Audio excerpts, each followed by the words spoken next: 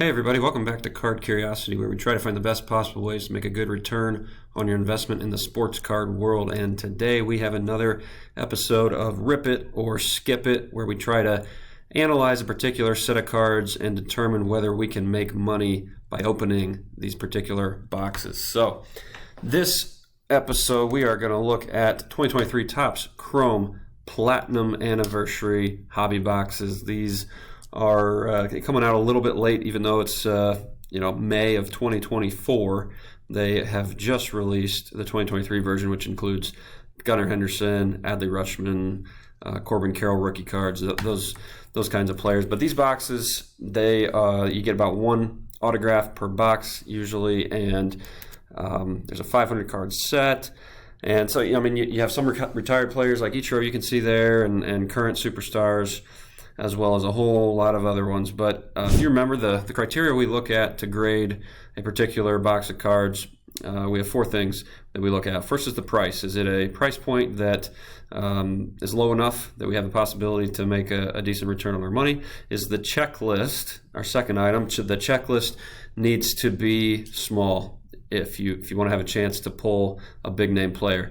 Third, we look at the gradability. Are these cards, are they high enough quality that we can send them into PSA and get a 9 or a 10, because those 10s is really the best way to earn a multiple of your money back. So we need them to grade well. And then finally, the staying power. Are these cards desirable for years to come? Pick a superstar like a Gunnar Henderson. If we go out 5-10 years from now and he continues to be very, very good at baseball, are people still going to want this card compared to some of the others? That's kind of what we look at here. And so let's jump in. Let's look at the price to start with. And so, if you go to David Adams, one of the big online sellers of cards here, you can see that you can grab a box of these for around $140. So the price point it's pretty reasonable. You get one autograph guaranteed. You get some other cards, some colored cards, and so in my mind, the price, it's not less than $100, which is what it usually takes to get a 5, but less than $150 is pretty good. Over at Blowout Cards, kind of same thing. You can see the 2023 version is at $140. The 2022 version is at $150. So I'm going to give the price here a 4 out of 5. That's not too bad. Coming in again under $150, I think that's solid. That's a solid place to be. Let's move on to the checklist here. So the checklist, this is really what's going to tell us how likely we are, I guess, to pull a big player. And we of course want to have the odds stacked in our favor to grab a Shohei Ohtani, a Adley Rutschman, Corbin Carroll, like the big players, the J-Rods. We need to find cards like that to make a good return on our investment. So I think the biggest problem with this set is you'll notice that there are 500 cards in this checklist. That's absolutely ridiculous. There's so many players. There's so many different colors and refractors and versions like that. I don't like that either. I like it to be a little more simplified. The cards do look cool, and you can get autographs and everything else. This autograph card of Aaron Judge looks awesome, but the chances of you pulling an autograph of a player that you actually want, I think, is very, very low, because there are so many players. So just looking at the non-autograph cards, there are more than 500 potential players, and there's only about 10 to 20 of them, I think, that I would even want to pull. And so the odds are not really in your favor very, very well here. When it comes to the autographs, you have 167 autograph cards, and again, if you look at some of the names on here, there's going to be a few good ones. A few players that I enjoyed watching, a long time ago, like Barry Larkin. But his cards are not. They're not going to bring the good return on investment that we hope. You really have to pull a huge, a Gunnar Henderson low-numbered autograph if you want to really make some money here. So for that reason, the checklist to me is very bad.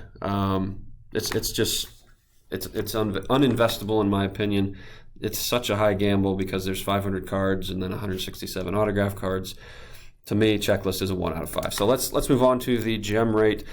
see how these cards grade. If you look at the last year's version, 2022, you'll see that the regular cards that are non-autographed, those gemmed around a 56% rate, which isn't too bad. The autographs were right at just shy of 50 at 47%. So of the 2,100 cards sent in, 1,000 of them gemmed, and so not too bad, not great either. If we look at the specific cards of the non-autograph version, you can see, J-Rod, his cards gemmed at 55. Bobby Witt, for whatever reason, at 34. Here's a J-Rod refractor at 52. And so you can kind of see Babe Ruth here, but only a handful of them were sent in there. So again, pretty consistent in the 50% range there. If we look at the autographs, we'll see that the most submitted autograph card was a Spencer Strider base, gemmed at 53. Bobby Witt Jr., 56. This version of Bobby Witt at 34. Spencer Strider, 69. So, I mean, the autographs, again, 47% gem. It's okay. Prefer it to be like 60% plus, but we'll give this a 3 out of 5 on the gradability score.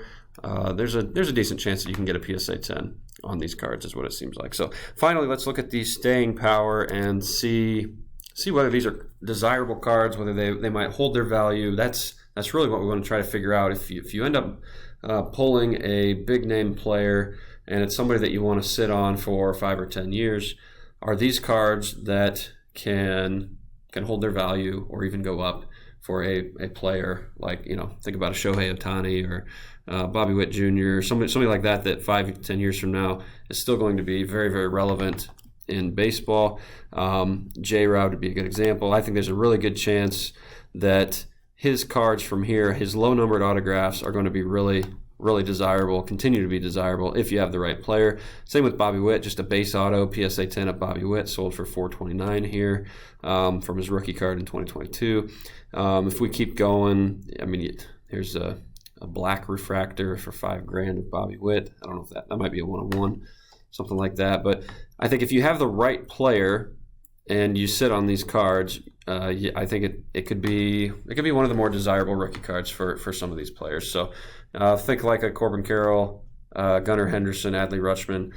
If you were trying to find a card to sit and hold on for quite a while, a few years, I think this would be a decent option. I think these cards would end up holding their value pretty well. So overall, if you add it all together, we had the price score was a 4, checklist a 1, the grading 3, and staying power 4. So that gets us to 12 out of 20, which is kind of right on that bubble.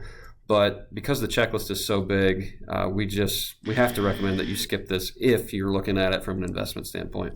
Do not buy a box of these cards and expect to make your money back. If you do make your money back, I think you end up being pretty lucky, considering the odds of pulling the big players that you need are very, very slim. So hope you enjoyed this. Let us know if you're ripping this, what you're getting, what your thoughts are. And until next time, stay curious.